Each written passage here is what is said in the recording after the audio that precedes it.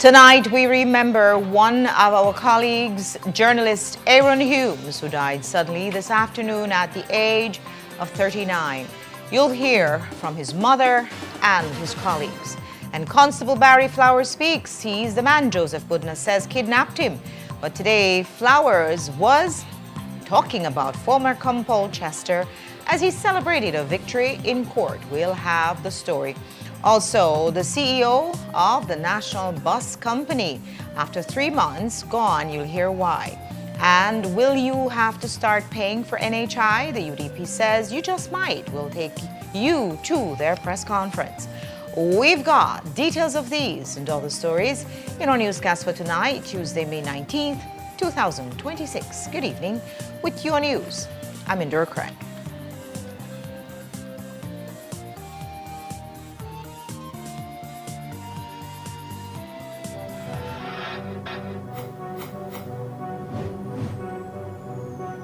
Please, you're watching the Nation Station, Channel 7.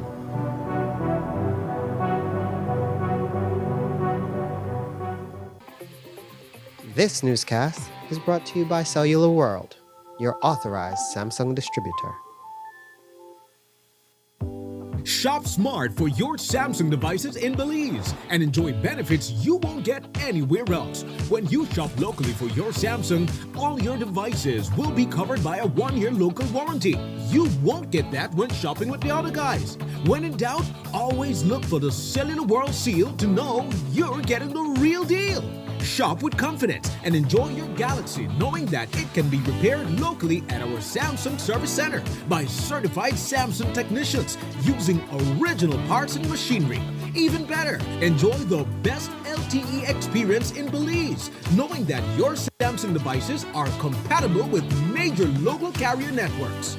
Get the ultimate Samsung Galaxy experience only when you shop from authorized Samsung resellers nationwide. This Mother's May, celebrate the woman who makes the house feel like home all month long. Great deals like 15% off bathroom and kitchen fixtures from Moen, Hansgrohe, and Duraflow. Plus 15% off Hispasensa tiles, Stormguard windows, and 40% off Sunlight windows. And 15% off Berger paints and huge savings on clearance colors. So come in to Habet and Abet or Brothers Abet, call us or WhatsApp us today and make this Mother's May one to remember. Happy Mother's Day to all marvelous moms. How did Belize's economy perform in 2025 and what is the outlook for 2026? Belize's economy is estimated to have grown by 2.7% in 2025, following a strong post-pandemic recovery. However, growth is expected to moderate to 2% in 2026 due to global challenges, including the conflict in the Middle East. Disruptions in oil and gas supplies have pushed up global energy prices, increasing the cost of imported fuels. Higher fuel prices will lead to higher costs for transportation, food, and other goods and services. As a result, inflation is projected to rise to 3.5% in 2026, up from 1.1% in 2025. Amid these pressures, Belize's financial system remains strong and well capitalized.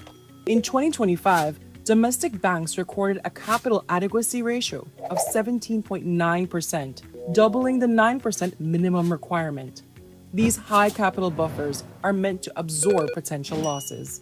In addition, the central bank's international reserves grew to $1.1 billion in 2025, strengthening Belize's ability to make external payments for essential imports and debt.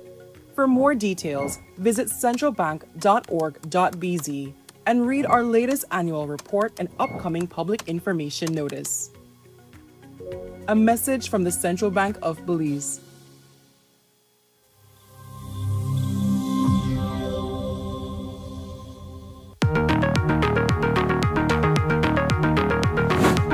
The Ministry of Infrastructure Development and Housing hereby advises the public of the commencement of works for temporary bridge crossings at 2 locations in Belize City.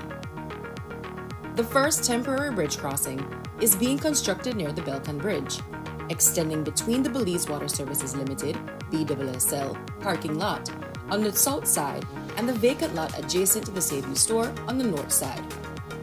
Construction of a second temporary bridge crossing near the Swing Bridge between the Bottom Dollar parking area and Regent Street West is scheduled to commence during the week of May 18, 2026.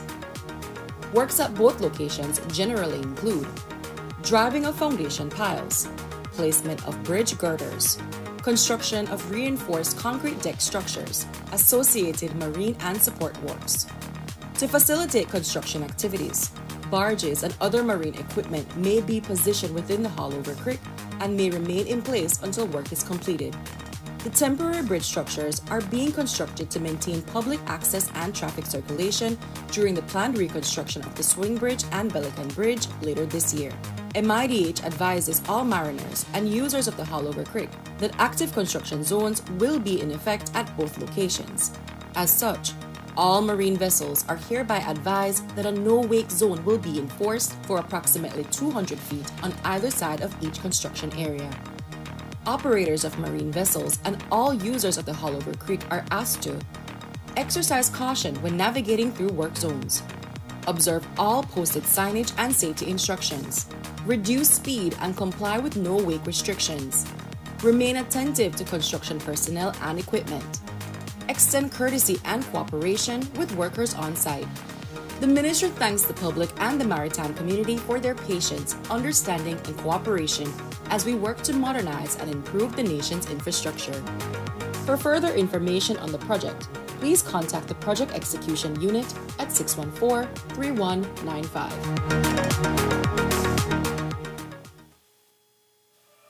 Look here, your kitchen light there and you been in the kitchen. But I'm going back in there right now. And the coffee maker? Just to try keep my coffee warm for later. Where did you know? I'll try to think about what to eat. You know the more you open or close the fridge, it takes longer for the food cool. Uh-huh.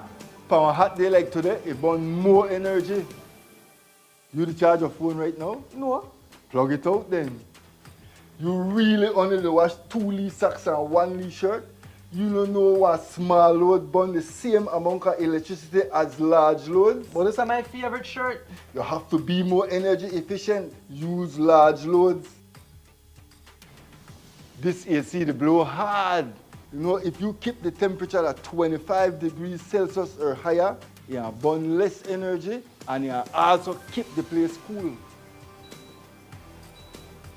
And for a nice day like today, turn off the AC, open up the house and make some fresh breeze come in. You know what? I think I get it now. As consumers, we need to be more energy efficient and practice energy conservation.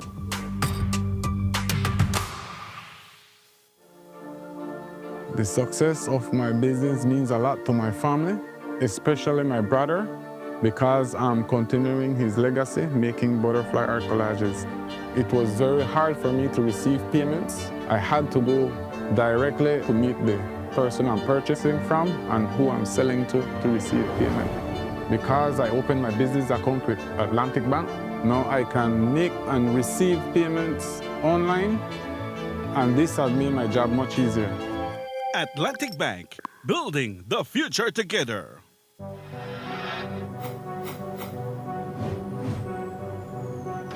Belize, you're watching the Nation Station, Channel 7.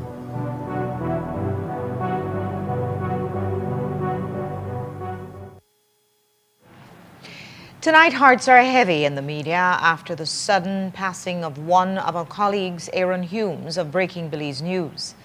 The 39-year-old veteran journalist died at his home on South Street this afternoon, where his parents found him unresponsive. A hearse carried his body from the family home a few hours later. His mother, Deborah, spoke to us off camera and told us that it started as a normal day for Aaron, who worked from home. Between 10 and 11 this morning, Aaron come out of the room and he said, "Ma, go mix me tea." So as usual, I always quarrel with him. And I tell him, I say, "Why you going to eat so late?" I said, "Because this is soon time for dinner." He said, "Well, I just want to drink my tea now." So he sit down a little bit and Yeah, he had a conversation, and that was that. And between 2:30, quarter to 2 and 2:30, I'm not quite with the time. And I mind my grandniece, so I was taking her to the bathroom for go bed she. But normally when I wake the man, I usually bang the wall so he could respond to me. Say, "Ma, you okay?" And my biggest fear came true when I knocked the wall. I never answered me this afternoon. So I bathed her and I came out and I continued to knock the wall while walking through the corridor from his room and the bathroom to the hall. And so when my husband came out of the room, I told him, I said, hail for Aaron, I know they respond to me. But Aaron always lock a room door, so we cannot get in from outside. So he went and he got the machine, and he just pushed up, I don't know why he did, he just pushed up one thing and the door fly open. And that was when he found him on the floor lying motionless. His mother reminisced about her son's love of reading. Aaron was a loving son, a smart individual, and Aaron it wasn't the life of the party, kind of boring. He like read. If at a young age, he have always been in the library, you know, and he was very witty when it comes to numbers and stuff like that. So that's what I remember about a loving son. And I will always cherish that moment with him this morning because I never knew I lost. If I had known, I would have hugged my child. Understand? While his mother remembers a bookish and bright son, for us in the journalism field, we remember, as his former editor at the Amandala, Adeli Ramos, puts it, quote, "No story was too small or too big for Aaron Humes." That's how humble and courageous he was. Indeed, he was that, as well as a gifted writer with an amazing memory and precise mental recall. Over a 19-year career, his considerable talents took him from Plus TV to Amandala to Creme, Channel 5, and Breaking News. Isani Cayetano worked with him in his brief stint at Channel 5 and gave us his recollection of him. So, I met Aaron Humes, I'd say around 2013. And at the time, he was a print journalist for the Amandala newspaper. And I'm always reading and going through some of the local publications. And then I saw this name in the Amandala, and his writing style was what caught my attention initially. Didn't know who the fellow was. I just found myself finding his articles and his news stories interesting because of the perspectives and his uncanny use of words. And eventually, he started venturing out into the field, so that when I was still active in reporting and we would go to various assignments, he would pop up. So that's how I got to know him personally. And my memories of him go all the way back to 2013 as someone who was rather unique, but lovable nonetheless. You've worked with him, so what would you say was one of his most outstanding features? His ability to write. His ability to write a story and draw the reader into it. As I mentioned, when I used to read the Amandala, either the bi-weekly version or the weekend edition, I always look out for his stories because, in a sense, we could relate to how we write and how we approach telling a story. And so that's what drew me to him in terms of knowing who he was, both professionally and learning about him in his personal life.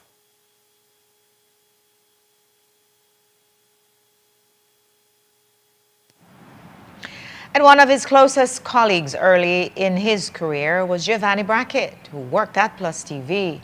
He maintained a close personal and professional friendship with Humes over the years. Today, at the family home, he told us about their early years working together and how he had Aaron's back when it was under fire. I came after him in the journalism because I got recruited from Plus TV. When I covered Belize City, I started to need help.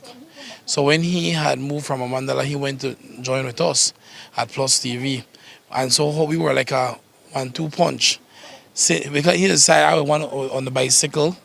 And so I go capture the stories and I was doing like 12 stories on bicycle, bring it to the we didn't even have an office. I had to create an office.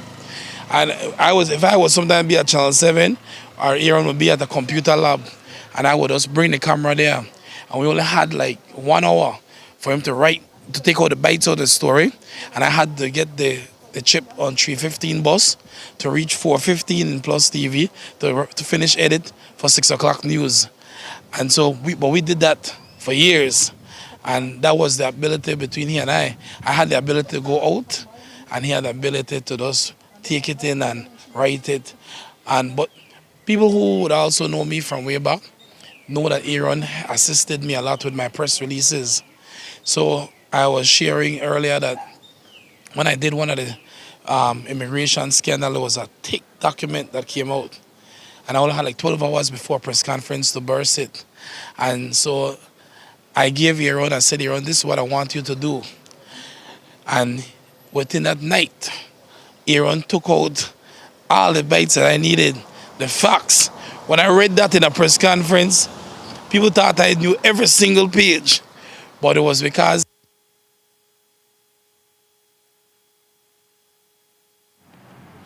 Later on in the news, we'll have more about one of Aaron Humes' biggest scoops, even if it was an inadvertent one. That's when a leaked interview vaporized the public career of a leading UDP personality. We'll speak with his boss at the time of his death, Hugh O'Brien. And in other news, another cyberbullying complaint made by the former Commissioner of Police, Chester Williams, was dismissed today after he failed to appear in court. In April of 2025, Williams, who was still compelled, made a complaint against Constable Barry Flowers, alleging that the junior officer had bullied him with a nasty comment under a social media news post. But when Barry Flowers showed up today at court for the start of the trial, Williams was a no-show and the charges were dismissed. Flowers appeared unrepresented in court today before Magistrate Nasheed Mohammed. Before dismissing the charge, senior magistrate said this is a disrespect to the court after he noted that the virtual complainant is the former compol and added that he should know the respect to be shown to the court. The magistrate added this court will not be used as a grounds for any personal vendetta. These are very serious matters. This is a court. Outside the courtroom, Flowers discussed the favorable outcome with glee, and yes, it is that same PC Barry Flowers whom Joseph Budner claims abducted him. Magistrate was clear about the cyberbullying law, that you cannot use it for personal vendetta. If someone does not like you, you cannot bring him to court because they don't like the way you administrate. I did not like it. Thank God the court is fair. We struck it out. Mr. Flowers, I mean, your name have been in the news a lot. You had one matter before the court. What has that done for you as an officer whose name has been in the news so much? What has that done to your reputation? I don't want to comment on that as yet, because calling someone name does not mean the person is guilty. There is a penalty for calling someone name, and the person had not been charged. So a day will come when I will address that one. Flowers is the second person to appear in court for a cyberbullying charge made by the former compol, and on both occasions, Williams did not show up. On the first occasion, he said he did not receive the summons. We reached out to Williams for a comment, but up to news time, he had not answered. And while Williams hasn't said anything yet, Flowers had a lot more to say while casting insults at his former boss. Out of the blue, he called our news director, Jules Vasquez, and launched into a tirade directed at Williams and Jules himself. He asked us to record it, and here's how he put it. The former commissioner of police is the Kim Kardashian of Belize.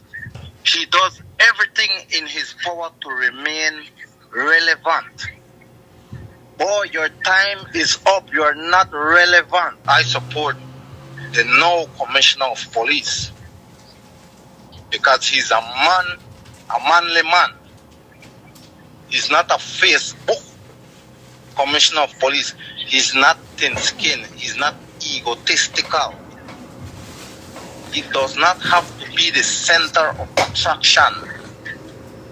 See, the former Commissioner of Police now, I don't know why you not apply for a job at your station, because he's in the news more than Indira Craig. And Jules Vasquez, I will tell you this, my brother. For you, for good journalists, don't make the news be about him or her, and you make the news be about you, Jules. Indira is not good enough to read the news anymore when the news hot. You need to go sit down with her on set, because you need to diagnose. Say you make the news be about you, Jules. You remind me of Chester. No, but I'm telling you, brother, as a man, you make the news start be about you. One time ago, no, I hear you say this. But good journalists never make the news be about him or her. And that's what you're doing right now, especially when it comes to my name. My God, better you read the whole news. I know what the broadcast is not true. You see?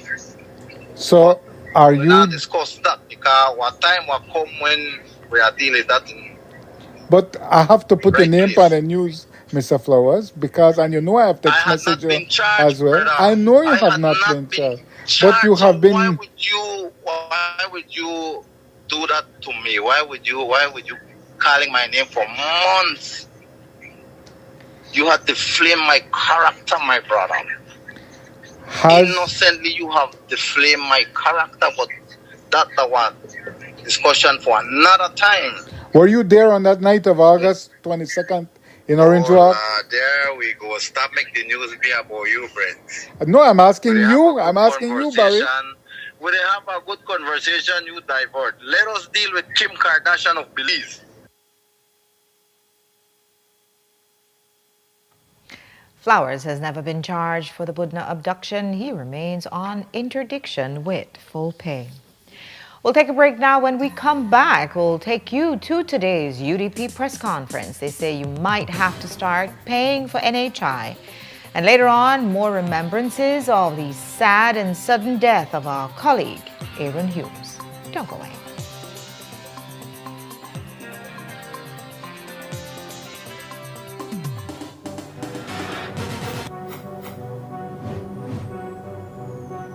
Belize, you're watching the Nation Station, Channel 7.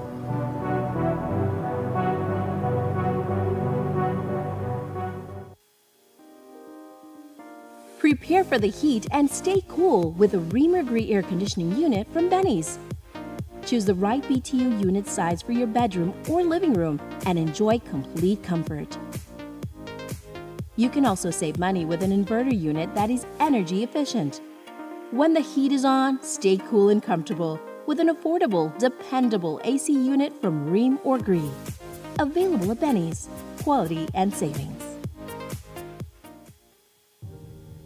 2026 marks a major milestone in the history of Belize's healthcare sector. The 25th anniversary of the National Health Insurance (NHI) program and the long-awaited national rollout of NHI services to the Cayo district, finally fulfilling a dream of primary healthcare coverage for all Belizeans. What started as an idea in 1998 became a reality in 2001 and has served thousands of Belizeans over the last 2.5 decades by providing access to quality healthcare, now in every corner of Belize. One of the central pillars of NHI is access to quality health care. All Belizeans will have access to quality hospital services through a national health insurance system. It's a milestone that the whole country and all of the people of Belize, anyone who has a social security card, it's minimal out-of-pocket expenses, it's high-quality primary care. It allows almost all the population then to have the same level of health care wherever you are. In 1998, the then Honorable Said Musa convened a group of us to work on the manifesto. And then a group of people in the medical field and started brainstorming of how we could better healthcare for Belizeans. The beginning can be traced to a study done by Cambridge Consultancy, where they produced a document on how to improve healthcare in Belize. One of the features of that study was the proposal that we have national health insurance. As a matter of urgency, we will radically transform Belize's health system to ensure equitable access to quality health services. It took a lot of courage to implement and begin the NHI. Prime Minister Musa made the bold decision to implement it. So with a clear plan and vision for the future of Belize's healthcare sector, the NHI program was launched in Belize City's south side as a pilot project on August 9, 2001. For the next 6 months, the 37,000 residents living on the south side of the Belize district will be able to receive free health care. Prime Minister Said Musa, who cut the ribbon at today's opening, remains firmly committed to NHI. But it will involve, as you no doubt have heard, the participation of 4 primary care facilities, 3 eye care centers, 5 pharmacies, laboratories, and 3 imaging centers in a new partnership between the public and private sector health providers. You can walk into a primary care provider clinic, you can seek a consultation with a general practitioner. If in the event that you need a prescription, they will give you a prescription, and then you have a choice of 5 pharmacies where you can get that medication prescribed free of charge. And though the NHI embarked on a journey to transform the country's health sector, it was met with its fair share of challenges. It was a new concept. It was a new idea, a very, very new concept. It was difficult. We met resistance from everybody. It was a up and down situation for many years until we finally convinced the Prime Minister at the time we needed to do a pilot project to see how it would function. We got consultants and we started the pilot project in the south side of Belize City. Despite any prior reservations, in the 25 years that have followed, NHI has grown from a pilot project focusing on the south side of Belize City to a national health plan felt as far and wide as Pachacan in the north and as deep south as Dolores in the Toledo district. Today, NHI provides invaluable primary health care to some of Belize's most vulnerable members of society. And as it commemorates 25 years of service and a full national expansion, NHI is ready to move into the next phase of service to the Belizean people, with over 225,000 residents currently registered to the program and expectations for that number to reach over 300,000 after full national coverage. We have 80,000 people with valid social security cards in the Cayo district. So we expect them to be the ones that will come to register for NHI. Under this current administration, the NHI program has reached new heights, especially with financing from the proceeds of the sale of Toledo to the Belize Government Lotteries Limited. And with no plans to slow down anytime soon, the sky is the limit for NHI as it endeavors to serve Belize for another 25 years and beyond. The expansion at 25 years is awesome. It marks a milestone. I believe it's going to be a legacy of the PP government in their effort and their endeavor to give quality care, access to care, and ensure that the people of Belize have what they deserve in terms of medical care. Well, it's a milestone that the NHI is celebrating 25 years this year, 2026. Now that we have achieved this so far, I would want, or my vision would be that the same applies to secondary health care, that it be extended into the hospital services countrywide. And I hope it doesn't take another 25 years for that to happen. The role of the social security system will be expanded to increase its contributions with the establishment of a national health insurance program. I think NHI is forever. It's not gonna go. It might change. It should change. Our communities change, so the way we serve them has to change.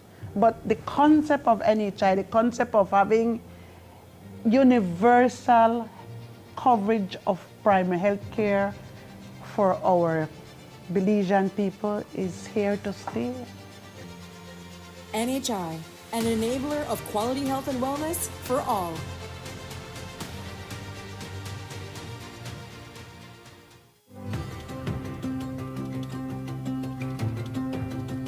For decades, BEL has powered Belize's growth and progress, lighting homes, energizing industries, and fueling national development. But in a world reshaped by extreme weather patterns, digital transformation, and evolving customer needs, the future of energy demands a new approach. The future of energy is now, and it's not just about new technology, it's about people and how we use, manage, and store power smarter.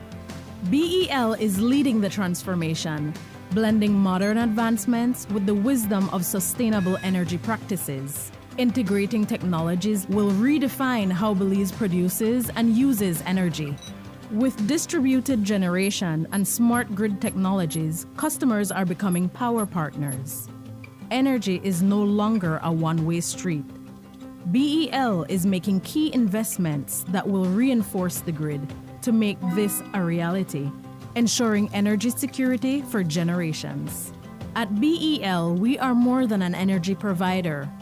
We work to safeguard Belize's energy future, which will have demand response programs, where customers will be able to shift use during peak hours to take advantage of the new time of use or off-peak rate structures, customer energy portals, real-time insights and tools to track usage and manage energy smarter, smart metering, advanced metering infrastructure, faster, safer service and actionable energy insights, distributed generation, integrating rooftop solar, microgrids and battery storage for two-way power flows into the national grid. Together, we are bringing you a brighter tomorrow.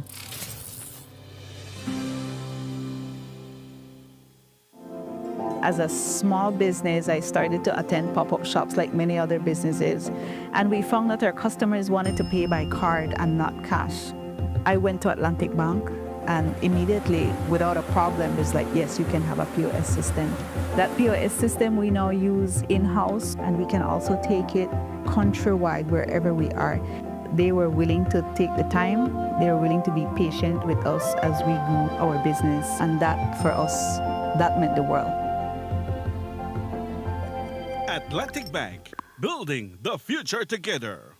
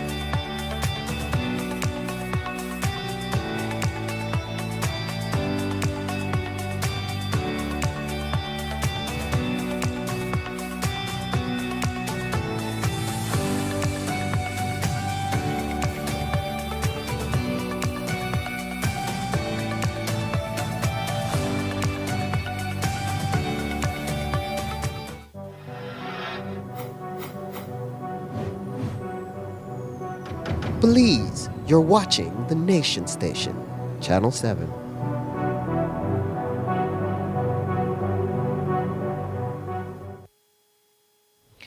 Orange Walk police are asking for the public's help in locating a suspect who's facing a serious allegation of sex abuse of a child. 47-year-old Julio Reyes of the Orange Walk district is currently being sought by police in connection to the ongoing investigation. The San Esteban resident works at a local rum distiller, and since Saturday he parked his vehicle and has not reported to work. The public is urged to contact Crime Stoppers at 922 or report to the nearest police station if anyone has any information on his whereabouts. Susanna Vanzi, the CEO of the National Bus Company, has stepped down after 3 months. Transportation Minister Louis Zabani confirmed this to 7 News yesterday, saying, yes, she offered to serve in this establishment period and informed that her other obligations require her full attention. He explained that all administrative personnel signed on to the first 3 months as transitional and non-permanent. He said, quote, Ms. Vanzi continues as a shareholder supporting the NBC's development. And while Zabani downplayed her departure, it surely is a disruption for the fledgling bus company, which commenced operations on March 1st. When we spoke to her on March 27th, Vanzi was gung-ho about the way forward, saying NBC has to create its own culture. Every company has its own culture, so trying to merge 17 different company cultures into one new culture with one new vision and mission is always going to be a challenge. But I think we've made a lot of progress internally in starting to merge all of those.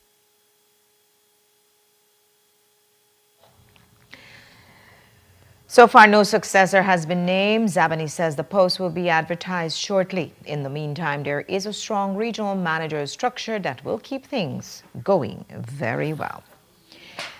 Today, the UDP held a 2.5-hour press conference discussing a number of national issues. The leader of the opposition kicked it off with revelations about the national health insurance. She pointed out that in the NHI Authority bill, it seeks to create a scheme in which you may have to pay contributions just like you do for Social Security. Panton criticized not just the bill, but also what she refers to as a hustle, since she explained that many of the NHI contracts are going to private institutions. We're creating a parallel fund to SSB. This bill, so the same way, legally, you must pay your contributions to SSB. You will have to pay your contributions to the NHI fund. You hear me? So you pay SSB and you pay NHI. I want you to hear me.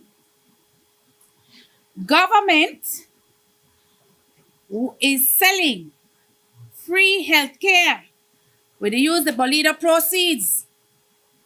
We'll take away the Bolida farm brads, but the Belizean people get health care. So they're saying it's free health care. No.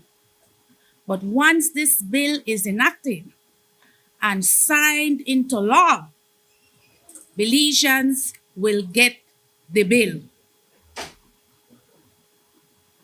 This at a time when families are struggling with food, with fuel, with rent, with school fees. But the government must be honest. This is not national health insurance. This is what I call a national hustle insurance. It speaks to, if you look at the act, it speaks to contributions, even from pensioners. So after you work your whole life, you make contributions to SSB for your whole life, and you, the home, retired, you get only $100, $200 SSB pension a month. You know what you have to do with that? When this bill is enacted, make your contributions to NHI. Who are the providers? I will tell you, my friends, that 80% of the contracts that have been signed for the delivery of NHI are with private providers.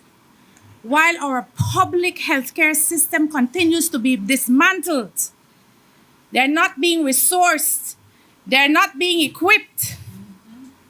The money is going into the hands of private providers while our public healthcare system and our public healthcare services are being diminished.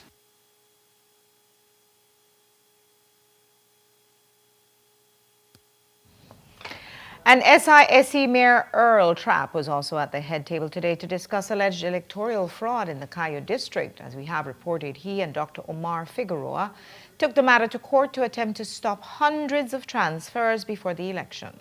Trapp explained that in his investigation, he found that in the period of 1 year, one of the polling stations in Cayo had an increase of over 60% of registered voters, much more than the other polling stations. Here's how he explained it. After reviewing the 2024 municipal elections and the 2025 general elections, I believe there is strong evidence of serious electoral irregularities within polling station or area 73, the largest polling area within the municipality and one that represents roughly half of San Ignacio and Santa Elena. This is not about political frustration. This is about whether Belizeans can continue to trust the integrity of elections. The numbers alone raise serious questions. In 2024 municipal elections, I defeated the PUP candidate in all three polling areas that makes up the Twin Tongues, 72, 73, and 76. 1 year later, during the 2025 general elections, polling area 73 recorded an extraordinary increase of over 1,056 new votes cast. Polling area 72 increased by 15%. And when I spoke to a political analyst and an election observer, he said that 15% is the norm. Polling area 76 increased by 9%, while polling area 73 increased by a little over 65%, which is 1,000 additional votes in just 1 year. Even more concerning is where those votes went. UDP support in polling area 73 remained almost exactly the same. Both Omar Figueroa and myself received almost identical numbers. His tally decreased by only 12. While this number was enough to secure a decisive victory of approximately 348 for myself, the same number was not enough 1 year later. The PUP gained virtually the entire increase, approximately 1,056 additional votes. In other words, more than 99% of all new votes in polling area 73 went to one political party.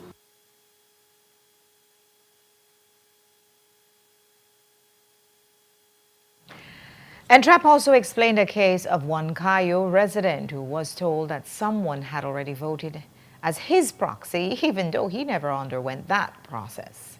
Today, we have the case of Mr. Kenrick Nunes.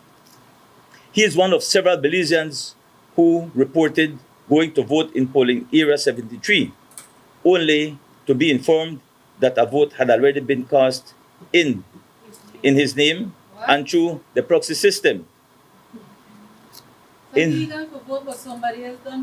Someone voted for him. He knew nothing about it.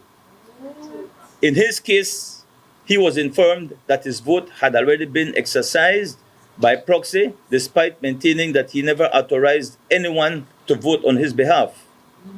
We also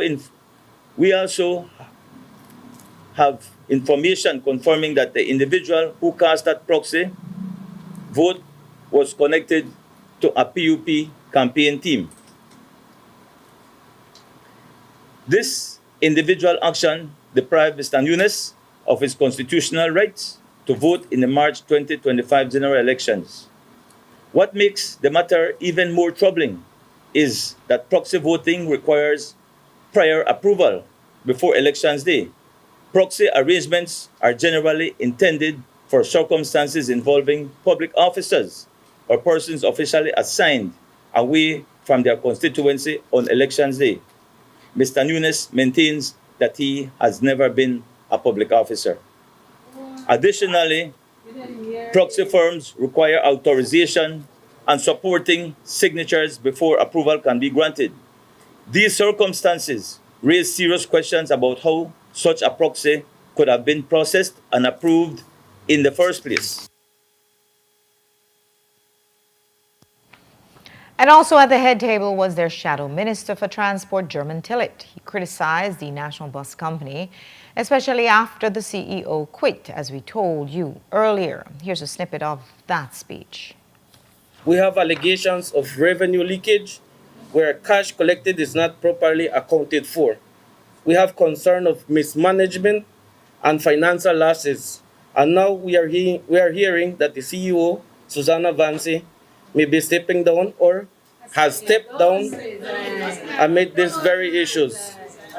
So, if this is true, then it raises a serious question. Who is in control? And who is responsible now for the national bus company? And yet, despite all this, the government wants to move ahead with a major investment in electric buses. Let me be clear, I am not against innovation. The UDP is not against innovation. But modernization without information is recklessness. 2 electric buses was given to Westline as a pilot project. Up to this date, there has been no transparent report shared with the Belizean public. Where is the data of the battery life? Where is the data on performance under climate conditions? Where is the impact of heat, rainfall, or operational demands? Are these buses even viable for Belize?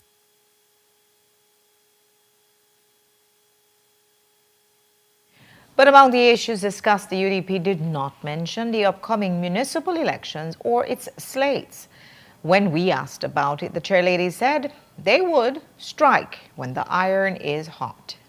My response to you there, that the UDP gearing up like you said, and we're ready, and the names are being floated around. However, we are a party that strikes when the iron is hot.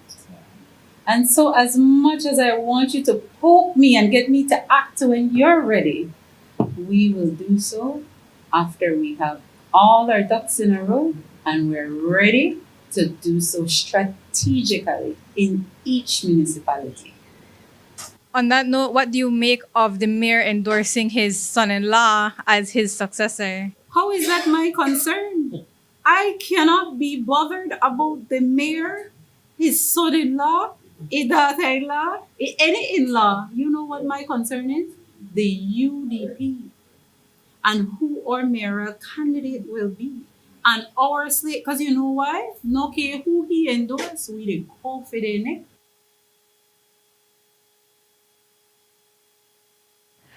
And Pitts, who is also a senator, explained the delays in the Occupational Safety and Health Bill. As you heard from the Minister of Labor last night, the senators have several concerns, and he lamented that they waited until the 11th hour to bring them to the ministry. Today, Pitts clarified the issue. My name is Kerwick Samuels, and I will be your master of ceremony for today's press conference. First and foremost, before we get into everything that we have to discuss, all of the hot topics, we want to stand and sing the national anthem. And a leader of the opposition was asked whether she will eventually address comments made by the former party leader Shine Barrow and former deputy chairman Alberto August. Both have criticized her leadership, but she says she's not listening to the noise in the market. How long will you, party leader, continue to put aside or ignore the sharp criticisms by Alberta August and Moses Shine-Barrow? That's the elephant in the room. And let me say this. I was not asked or endorsed to lead this party to focus on the noise in the market. I have a duty and I have an obligation to the people who are interested in moving this party forward. There's no magic wand. I've been in this role less than 6 months. You know what we inherited. 0 in a bank account. A headquarters that was in shambles. A constitution that was dismantled, dismissed. No caretakers. Caretakers were ousted. No sense of fair play. No sense of transparency. No sense of accountability. And I have said, and I continue to say, this party is talented. And there's room under the tent for anyone who wants to be productive, who wants to be constructive, who wants to help the work of rebuilding the party and for us to regain the trust and the confidence of the people. But there's also a thing called natural attrition, Not everybody want to get on a ship. And if you don't get on a ship, you do so at your peril. Because one thing I will tell you, Pat, this ship was sailed.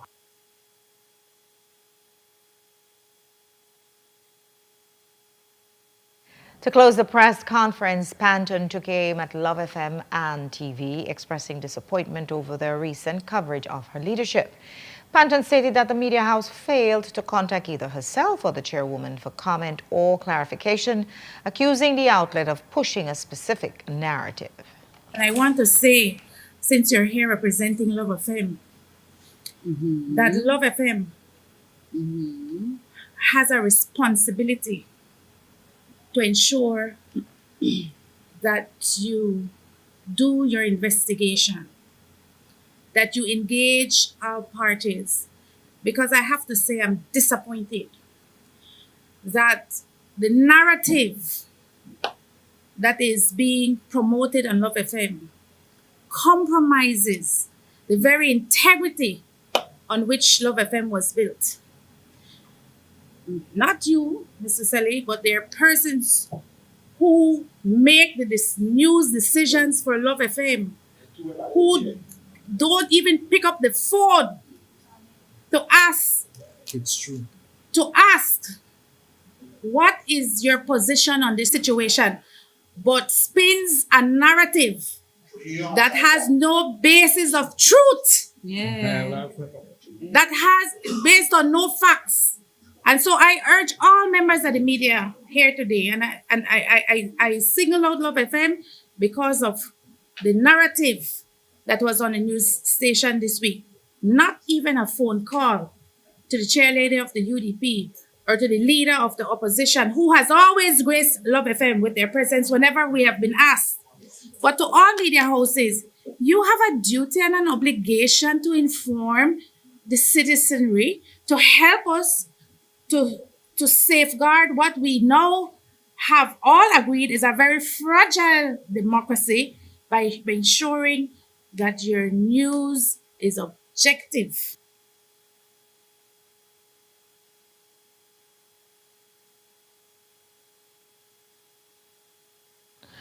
And here again is Senator Pitts explaining those delays in the Occupational Safety and Health Bill. It's so unfortunate that even the minister not understand the legislation. It's so unfortunate that the CEO, the Labour Commissioner, and other persons who attended the Senate to hear from us and answer questions from us, you know what they tell me? We can't answer that right now. We hear the debate. We hear some of the concerns. The minister not in the country. We can't answer right now. And so, my dear, when they say the Senate is stalling the bill, I can tell you, and I speak for all senators and the president of the Senate, we are not stalling the bill. They are not prepared to address the myriad of issues all senators raised up. You know, one of the major issues, we signed on to the Convention for the Elimination of Discrimination Against Women. We have the ILO, is it 55 or 87, that says we are to promote women. You know what the OSH said? Domestic workers are not covered under the OSH bill protection. You know who domestic workers are? Women. And so most of the members of the Senate, and I say, because we be careful, they want to know, how is it that you can legislate to exclude an entire population of society from a bill? And there are certain other concerns. Honorable Faber said, this bill is heavy with executive and ministerial influence and control. They say, no, it's even. Yeah. But we saw it in real life when the CEO, the Labour Commissioner, and everybody else sat in front of us and tell us, we can't answer you because the minister is out. So they're going to waste their time. They're going to waste their time and they're going to waste our time. You know what they said next? We will come back for a second session to address your concerns. And the email you refer is what they sent to us to say, no expect no next meeting, no, not get at. They're not coming back. Based on the debate we've had and the exchange we had in committee, they are going to write back. So, my friend, who is stalling the bill? Not the Senate, not the UDP. It is the very persons who should be pushing it, who can't answer because they don't understand the very bill. We'll take a break now. When we come back. Last night, we showed you the dangerous donut stunt that some crazy kids were doing on Princess Margaret Drive. Well, tonight you'll hear what the City Council is doing about it. And Aaron Humes, his boss, Hugh O'Brien, discusses his sad and sudden death, and his mom remembers his accidental most viral moment. Don't go away.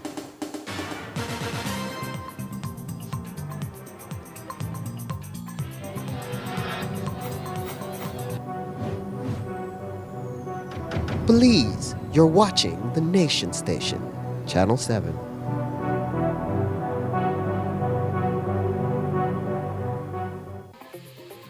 This newscast is brought to you by Cellular World, your authorized Samsung distributor.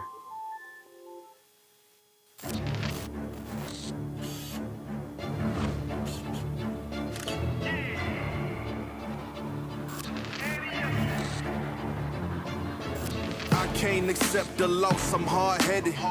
There's a little bit of madness to my method. Many falling off that fine line that I'm treading. I risk anything to be great, and I'm not letting nobody rob me of my victory. Number one, that's what I'm meant to be. When by any means, only thing that makes sense to me, I can make nice or make history.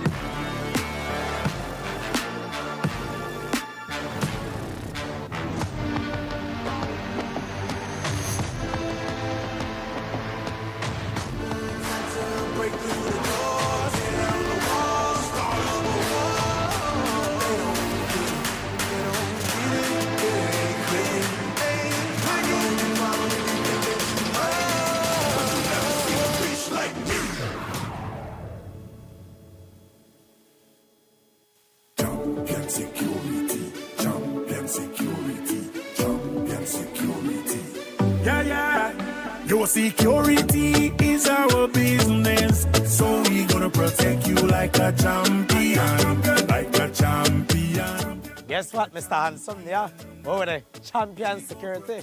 This is the place to be. What does sign say? Champion security. Here at Champion Security, we provide quality service. You know why? Such as triage lock, fire alarm, IP camera system, gate operator, biometric lock, and alarm system. Champion Security. Make a go check out where they go on inside of Champion Security. And boy, nice to meet you, my brother. Yes. Tell me a little bit more about Champion Security. Well, welcome, Mr. Hanson. Here at Champion Security, we offer fire system, alarm system, camera system, gate operator, access control, and also trilogy locks and magnetic locks. Everything you need to do with security systems for residential and businesses, you could find everything here at Champion Security. We also consist of 12 technicians, and we offer technical support 24 hours. So anything you need for your security systems, you could find everything here at Champion Security. Remember guys, here at Champion Security, we live by our motto, where your safety is our business. Give us a call now. Don't forget to check us on Facebook, Instagram, and all the social media platforms. And continue to shake it to the max all the way. Champion Security, the best place to be. We care for your safety. You wanna rent it? That's not a problem. We got remote gate. Nokche Adventure Park came about from the birth of COVID. Everything was on pause for tourism. So we decided, let's do something different.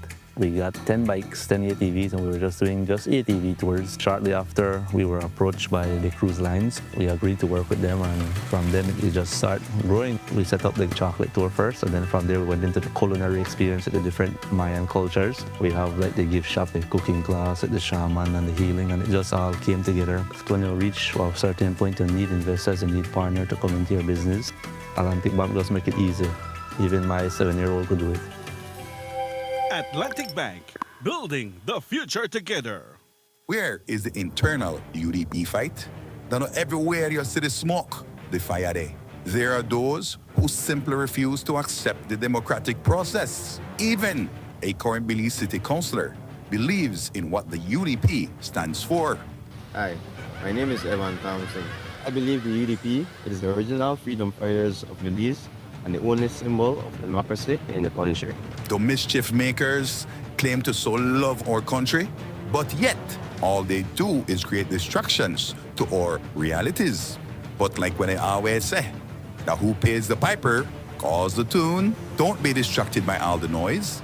The United Democratic Party is united and strong under the leadership of the Honorable Tracy Panton. And with a new captain as party leader, I believe we can steer the ship back on course into the light of democracy. So, no worry about the noise there in the market. Check your change. Oh, well, it's over now.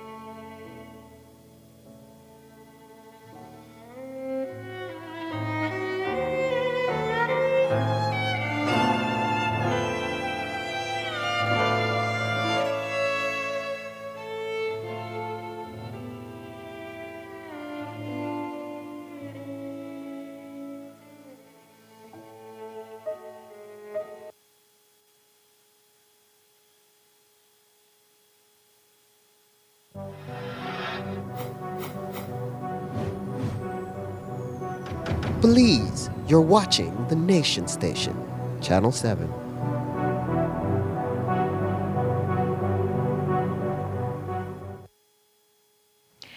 By now, most of the public has seen the video of the person driving a Mazda Miata convertible doing donuts on Princess Margaret Drive, blatantly violating any number of traffic laws. Today, we spoke with the enforcement manager from the Belize City Council about the incident and what they are doing to enforce traffic laws within that strip where, traffic-wise, things can get pretty wild on the weekends. First off, it's reckless driving. It's intentional aggressive maneuvering that could result in an accident. So it's really not something that we would like to see on our public roadways. Just like other tips that we get, normally when we receive these types of concerns from residents, we do targeted enforcement operations in the area. We've done it before. We've been on the highway when they told us about the motorcycles doing stunts. We've been in front of Thursday when a similar video was posted on Facebook with the person that actually dropped off the motorcycle. Now we have this video circulating again. No, we are still in the Thursday area. It's just so unfortunate that we weren't there at the corner of Princess Margaret Drive and Bayman Avenue when this was happening. But we are in the Thursday area, 9th Street and Barak Road, because we are still doing monitoring for those the motorcycles that are doing stunts. It just so happens that whenever enforcement is around, these type of practices don't occur. It's when we're not there, it's then they take the risks and they do these types of maneuvering. No? The video can be used as evidence to come against this driver, right? Apart from that, with consistent enforcing visible patrols, we're hoping to curb whatever behaviors is trying to start with these motorists. It's all about safety. We have to think about the safety of not only ourselves, but the people around us. And these deliberate maneuvering, aggressive maneuvering, it's an unsafe practice. I mean, you're putting yourself, you're putting residents, you're putting pedestrians, you're putting even property at risk. So I would want to discourage them from doing any such maneuvering.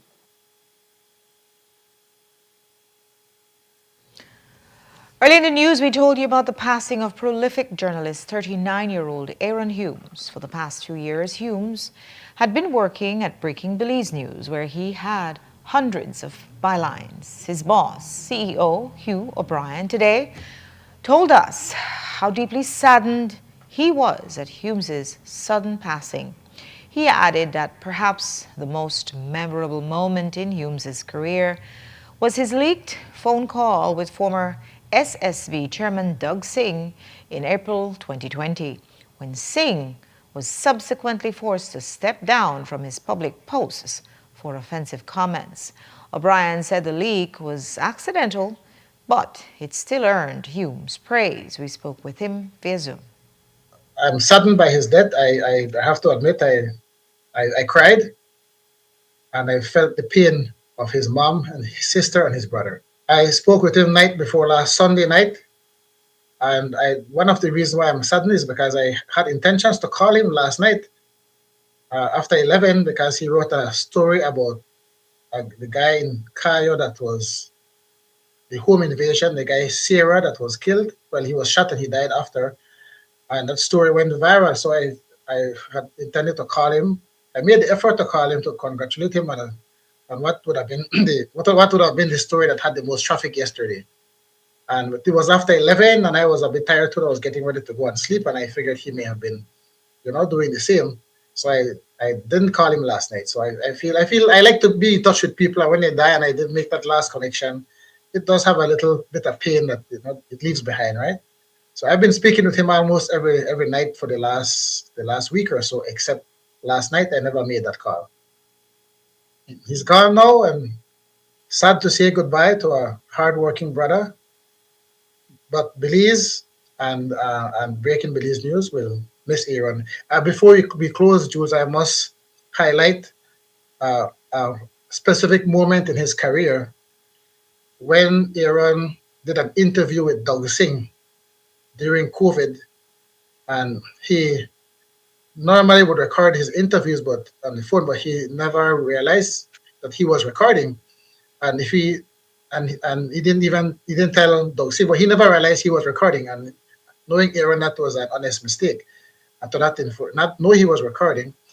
And so when the interview finished, he kind of realized he had the recording, and he put the recording in our staff chat, which only our staff, Breaking Belize News staff, and at that point in time didn't have very many people in our staff. In that 10-minute lifespan, somebody from the chat group, I guess, shared it with a friend or shared it with somebody, and it shows you the power of technology nowadays. In that 10-minute time span, that interview went viral.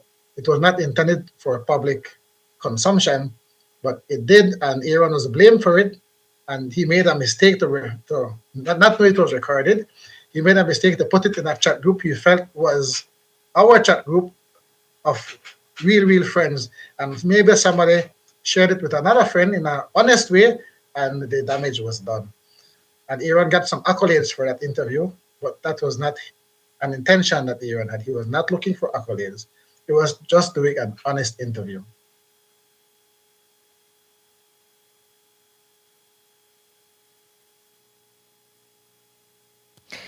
And while the Singh interview may have catapulted Humes to another level, it also took a toll on him. Today, his mother told us how the accusations affected Aaron. The biggest controversy was when that story with Doug Singh. That took my son to a different level. And I saw that story broke him because you had come to interview him. Aaron never gave on his side of that thing. He did not give that interview, but nobody know that because nobody know ask him. And he said he no wants have nothing more to do with that. He threw that over his shoulder. It took him a long time because he did not post that story. That broke him. And Aaron was always helpful with the colleagues, in the sense that if they don't know something, he was always on the ball with information. He was always he was an exceptional child. He was diagnosed in 2022 with hypertension.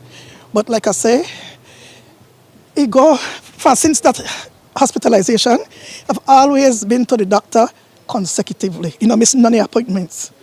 And he always getting medication, and he taking medication.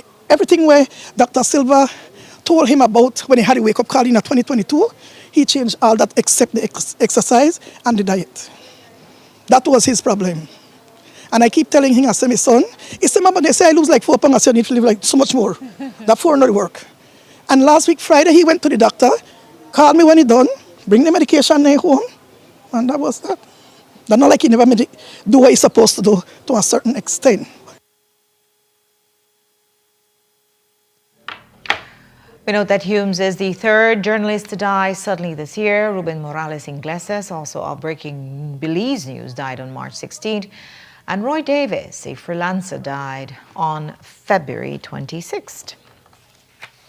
The United Nations Industrial Development Organization, in collaboration with the Ministry of Investments Policy and Compliance Unit, hosted a landmark workshop today. The session brought together agro producers and private sector stakeholders to strategize on enhancing industrial policies within the framework of the blue and green economies. Here are the highlights from today's event at the UWI conference room in Belize City. The government, through the Ministry of Investment, has been looking at ways of how to diversify the economy and how to make sure that we are in the higher, or at least grow into the higher echelons of the global economy. And there are 2 initiatives that we're currently working with in the Ministry of Investment. One is the Global Digital Services Policy and Strategy with a focus on the orange economy. And the other one is the industrial strategy with green and blue industrial policies, which basically is why we're here today. We got the assistance from UNIDO, the United Nations Industrial Development Office, to prepare strategies and get technical assistance and training so that Belize could have the technical knowledge of how to react to the development of policies and initiatives to develop and nurture industries and economic activities that are ready to go to the next level, not only for export, but also for local consumption. They have identified, of course, the two sectors of the economy. One is the green, and the other one is the blue economy. These are all about industrial policies. We have to use effectively so that we can accelerate economic transformation of the country. And for this, we have to think together, private sector, public sector, NGOs, international organizations, what to be the best industrial transformation strategies for.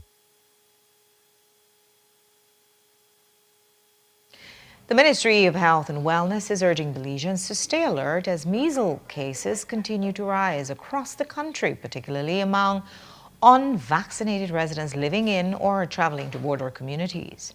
In a public advisory issued today, the ministry confirmed that 8 measles cases have been identified in Belize since the start of 2026, with several additional suspected cases still under review. Symptoms include fever, cough, runny nose, red or watery eyes, and a rash that usually begins on the face before spreading to the rest of the body. The ministry advises anyone who believes that they may have been exposed to contact their nearest health center or call the MOHW hotline for medical guidance. Individuals experiencing fever and rash are also urged to seek medical attention immediately and, where possible, call the clinic ahead for instructions. We note that Melcher is having a major this coming weekend, and that Guatemalan municipality has publicized a travel warning in English. And that's all we have for you for Newscast tonight. Thanks for watching with your news. I'm Indira Craig. Remember, you can find a full transcript of the news at 7newsbelize.com and see the streaming video on our Facebook page. Have a great night and join me back here tomorrow at 6.